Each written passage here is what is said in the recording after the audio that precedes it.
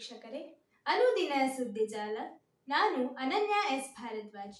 ಇಂದಿನ ವಿಶೇಷ ಸುದ್ದಿ ಪ್ರಸಾರ ವೀಕ್ಷಣೆಗೆ ಸ್ವಾಗತ. ಕೊಲ್ಲಿ ರಾಷ್ಟ್ರಗಳ ಮೇಲೆ ದಾಳಿಗೆ ಇರಾನ್ ಕ್ಷಮೆ. ಇಸ್ರೇಲ್ ಮತ್ತು ಅಮೆರಿಕದೊಂದಿಗಿನ ಸಂಘರ್ಷದಲ್ಲಿ ನೆರೆಯ ಕೊಲ್ಲಿ ರಾಷ್ಟ್ರಗಳ ಮೇಲೆ ನಡೆಸಿದ ದಾಳಿಗೆ ಇರಾನ್ ಕ್ಷಮೆಯಾಚಿಸಿದೆ. ಇನ್ನು ಮುಂದೆ ಕೊಲ್ಲಿ ರಾಷ್ಟ್ರಗಳ ಮೇಲೆ ಅಪ್ರಚೋದಿತ ದಾಳಿ ನಡೆಸುವುದಿಲ್ಲ. ಅಮೆರಿಕವು ಈ ರಾಷ್ಟ್ರಗಳನ್ನು ಇರಾನ್ ವಿರುದ್ಧದ ದಾಳಿಗೆ ನೆಲೆಯಾಗಿ ಬಳಸಿಕೊಂಡರೆ ಮಾತ್ರ ನಾವು ಪ್ರತಿದಾಳಿ ನಡೆಸುತ್ತೇವೆ ಎಂದು ಇರಾನ್ ಅಧ್ಯಕ್ಷ ಮಸೂದ್ ಪೆಜಿಶ್ಕಿಯಾನ್ ಹೇಳಿದ್ದಾರೆ. ಶರಣಾಗತಿಯ ಪ್ರಶ್ನೆಯೇ ಇಲ್ಲ, ಇರಾನ್ ಎಂದಿಗೂ ಶರಣಾಗುವುದಿಲ್ಲ. ಇರಾನ್ನ ಜನರು ಶರಣಾಗುತ್ತಾರೆ ಎಂಬ ಕನಸನ್ನು ಅಮೆರಿಕನ್ನರು ತಮ್ಮ ಸಮಾಧಿಯೊಳಕ್ಕೆ ಕೊಂಡೊಯ್ಯಬೇಕು ಎಂದು ಪೆಜಿಶ್ಕಿಯಾನ್ ಹೇಳಿದ್ದಾರೆ. ಶರಣಾಗದಿದ್ದರೆ ಇರಾನ್ನ ಸರ್ವನಾಶ ಖಚಿತ. ಡೊನಾಲ್ಡ್ ಟ್ರಂಪ್: ಶರಣಾಗದಿದ್ದರೆ ಇರಾನ್ ಮೇಲಿನ ಸೇನಾ ದಾಳಿಯನ್ನು ಮತ್ತಷ್ಟು ತೀವ್ರಗೊಳಿಸುತ್ತೇವೆ. ಇದರ ಪರಿಣಾಮ ಘೋರವಾಗಿರುತ್ತದೆ. ಇರಾನ್ನ ಹೊಸ ನೆಲೆಗಳನ್ನು ಕೇಂದ್ರೀಕರಿಸಿ ದಾಳಿ ನಡೆಯಲಿದೆ ಎಂದು ಅಮೆರಿಕದ ಅಧ್ಯಕ್ಷ ಡೊನಾಲ್ಡ್ ಟ್ರಂಪ್ ಶನಿವಾರ ಗುಡುಗಿದ್ದಾರೆ. ಇರಾನ್ ಇನ್ನು ಮುಂದೆ ಪಶ್ಚಿಮ ಏಷ್ಯಾದ ಹಿಂಸಕನಾಗಿ ಮುಂದುವರಿಯಲು ಅಮೆರಿಕ ಅವಕಾಶ ನೀಡುವುದಿಲ್ಲ. ಬೇಷರತ್ತಾಗಿ ಶರಣಾಗದಿದ್ದರೆ ಇರಾನ್ನ ಸರ್ವನಾಶ ಖಚಿತ ಎಂದು ಹೇಳಿದ್ದಾರೆ. ಗೃಹ ಬಳಕೆಯ ಎಲ್ಪಿಜಿ ದರ ₹60 ಏರಿಕೆ. ಪರಿಷ್ಕೃತ ದರ ಶನಿವಾರದಿಂದಲೇ ಜಾರಿ. ಪಶ್ಚಿಮ ಏಷ್ಯಾದಲ್ಲಿ ನಡೆದಿರುವ ಸಂಘರ್ಷದ ಪರಿಣಾಮ ಮನೆ ಬಳಕೆಯ ಅಡುಗೆ ಅನಿಲದ ಎಲ್ಪಿಜಿ ಬೆಲೆ ಪ್ರತಿ ಸಿಲಿಂಡರ್ಗೆ ₹60ರಷ್ಟು ಹೆಚ್ಚಾಗಿದೆ. 14.2 ಕೆಜಿ ತೂಕದ ಸಬ್ಸಿಡಿ ರಹಿತ ಸಿಲಿಂಡರ್ ಬೆಲೆಯು ₹853 ರಿಂದ ₹913ಕ್ಕೆ ಏರಿಕೆಯಾಗಿದೆ. ಪರಿಷ್ಕೃತ ದರವು ಶನಿವಾರದಿಂದಲೇ ಜಾರಿಯಾಗಿದೆ.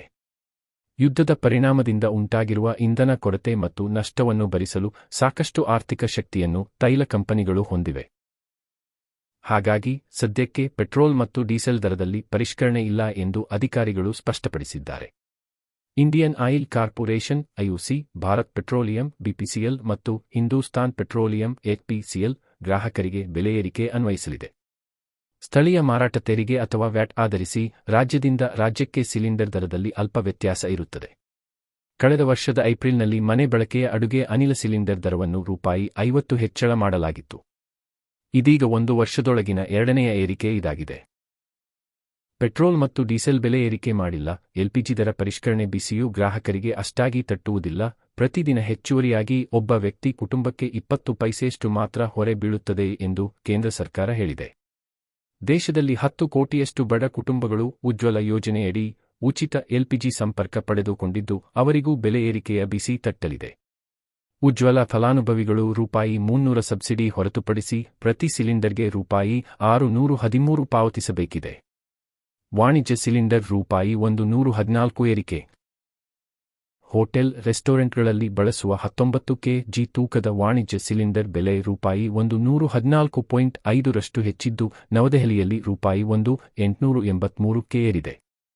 6 ದಿನಗಳ ಹಿಂದಷ್ಟೇ ವಾಣಿಜ್ಯ ಸಿಲಿಂಡರ್ ಬೆಲೆಯನ್ನು ₹28 ಹೆಚ್ಚಿಸಲಾಗಿತ್ತು. ಈ ವರ್ಷದ ಆರಂಭದಿಂದ ಇದುವರೆಗೆ ವಾಣಿಜ್ಯ ಸಿಲಿಂಡರ್ ಬೆಲೆಯಲ್ಲಿ ಒಟ್ಟು ₹302.50 ಏರಿಕೆಯಾಗಿದೆ. ಭಾರತದ ಮೇಲೆ ಪರಿಣಾಮ.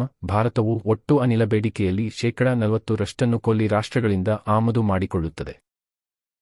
ಪಶ್ಚಿಮ ಏಷ್ಯಾ ಯುದ್ಧ ಮುಂದುವರಿದಿರುವುದರಿಂದ ಹೊರ್ಮುಜ್ ಜಲಸಂಧಿ ಮೂಲಕ ತೈಲ ನೌಕೆಗಳ ಸಾಗಾಟಕ್ಕೆ ಅಡ್ಡಿಯಾಗಿದ್ದು ತೈಲ ಅನಿಲ ಪೂರೈಕೆಯಲ್ಲಿ ವ್ಯತ್ಯಯ ಉಂಟಾಗಿದೆ. ₹913 ಬಿಜೆಪಿ ಅಣತೆಯಂತೆ ರಾಷ್ಟ್ರಪತಿ ಮುರ್ಮು.